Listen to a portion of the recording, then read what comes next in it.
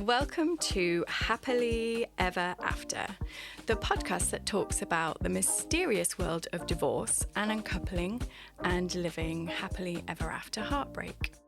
I am your host, Hannah Harvey. I am a writer and an award-winning blogger. I am also the founder of the divorce retreat Heartache Hall, which you can find at heartachehall.com. It would make my day if you could subscribe and leave a review so more people can find this podcast. I would also love to hear from you. So contact me through Instagram at HHarveyWrites with your stories of divorce and heartbreak. Any thoughts you might have on the episode or even questions you might want answering. And as always, you can find all the details from the episode in the show notes. Hello there and welcome to Happily Ever After, the podcast where we explore all things divorce and heartbreak but leave you with hope. I am your host, Hannah Harvey, and today we're talking about failure. Yuck. So I've got this quote from Drew Barrymore about her divorce, and this is what she says. When you break up with someone, you're like, yeah, that didn't work. When you get divorced, you're like, I'm the biggest failure. This is the biggest failure. It's so shameful and hard to actually go through that, even privately. This is so true. You really do feel like a failure.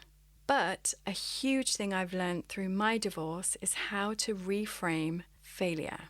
The process of divorce has shone a floodlight onto all of my insecurities, and failure was a real biggie. For example, I've had several failed businesses, a failed career in civil engineering, a failed marriage, obviously, etc., etc. I'm a huge failure. Is it failure? Or is it just life? And actually, I've decided to sack the idea right off. I'm sure fear of failure is something I've learned because when I was a kid and even, well into my 20s, I just went all in. I loved big and I gave stuff a go. Now, you will have heard Elizabeth Day's wonderful podcast and read her book, How to Fail. And I'm so happy it exists because it's really huge for me. I love the fact that failure is a rite of passage. And really, you don't even need to think of anything as failure if that is triggering you. So, for an example, I had an events business that was loads of fun. We succeeded at lots of things, and then it ended. Another example, my marriage was loads of fun. We succeeded at loads of things, and then it ended. In each of those examples, there were also some really shit stuff, but it's all part of life's rich tapestry.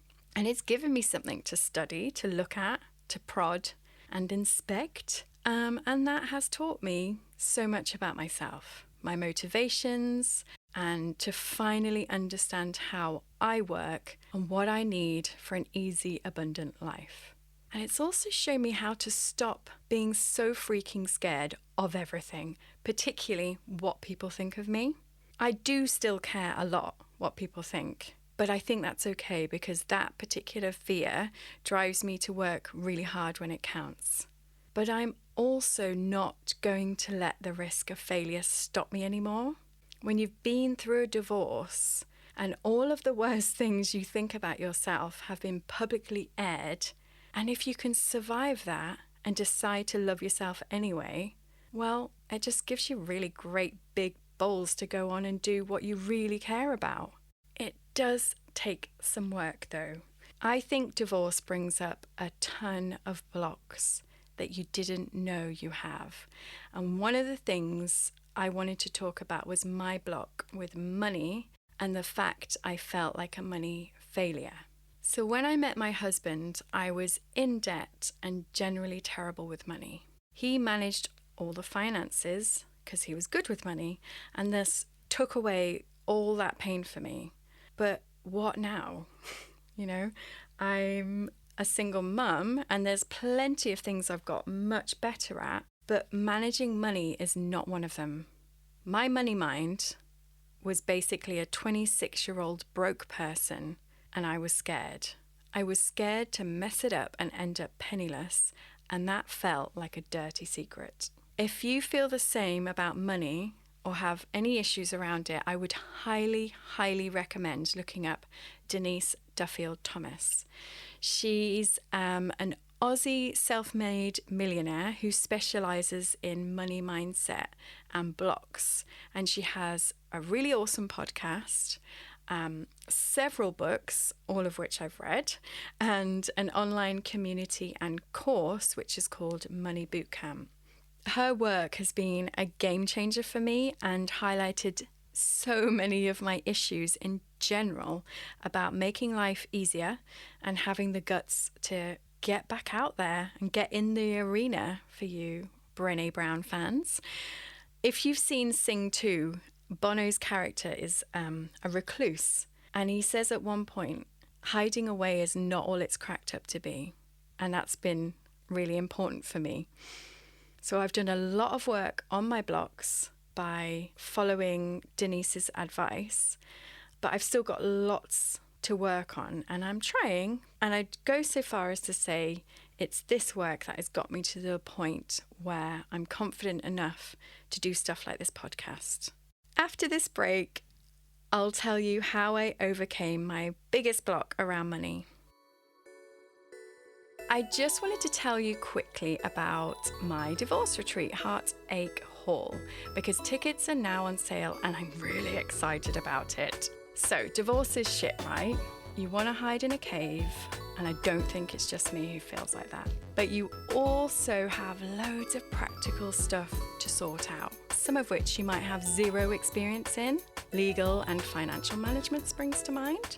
To survive my divorce, I threw everything at it. I spent a lot of money on different things and learned a lot of lessons the hard way. Now, I know there are many retreats out there, wonderful retreats that get to the heart of your pain.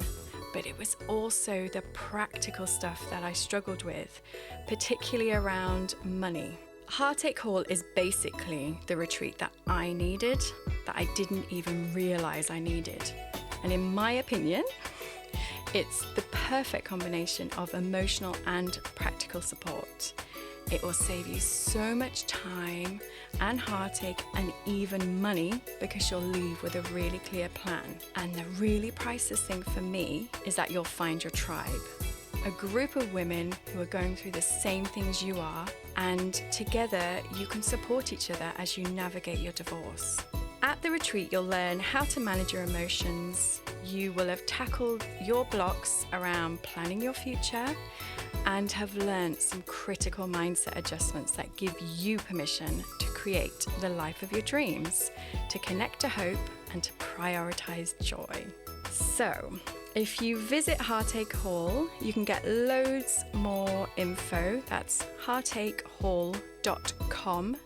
You can book your tickets there, and you can even organize a call with me to see if you think the retreat is a good fit for you. Also, feel free to message me through the chat.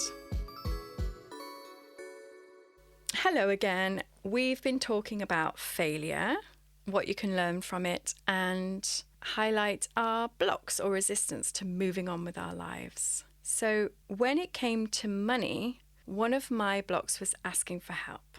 I felt that I had to work it out all on my own. And, I'm good at math, so surely I can work it all out. And I was not allowed to ask for help. But as soon as I realized that I wasn't able to move on because I wasn't allowing myself to get help, that's when it all fell into place. Speaking to legal and financial experts allowed me to reframe my out-of-date view of my own efforts as the homemaker. And I've also worked on my mindset around money and self-belief. One final thought on this subject is that I saw success as an all or nothing thing. So you're either super successful, earning millions, or you're a failure. And this stopped me from even getting started. That's a ridiculously high bar. Everyone starts from zero, and it's showing up and being consistent that really counts. So, what are you failing at? What have you failed at? Is it bringing up a block to you succeeding in the future? Can you give yourself permission to get help with it so you can learn your lesson and move on? Alrighty, so there's some stuff to think about there, huh? But I'll leave you with a quote from Elizabeth Day and her book, How to Fail. She says, "What does it mean to fail? I think all it means is that we're living life to its fullest. We're experiencing it in several dimensions, rather than simply contenting ourselves with the flatness of a single consistent emotion. We are living in technicolor, not black and white. We are learning as we go. And for all the challenges that come our way, I can't help but continue to think it really is an incredible ride." Yes, Elizabeth, what a ride. Which reminds me of Derry Girls. As a total aside, if you need a laugh, watch or rewatch this because it's the best and it reminds me of growing up in the 90s. When you come to the end of a significant relationship, it's natural to revisit your history and think about your childhood. And watching things like Derry Girls or Sex Education is a nice way to trigger those old memories. So I recently binge watched all of the Derry Girls with a friend, and my brain started to think in a Northern Irish accent. So you've got that to look forward to as well. Right, have a great week. Go and watch Derry Girls and have a think about what you failed at and let me know. You can get in touch either through Instagram at HHarveyWrites or via my website hannahharvey.uk, and I would love to hear from you and any thoughts you have about this week's episode. I'll see you next week for another episode of Happily Ever After with me, Hannah Harvey, and don't forget to review and subscribe. And if you've got a friend who might enjoy it, please do recommend they listen too.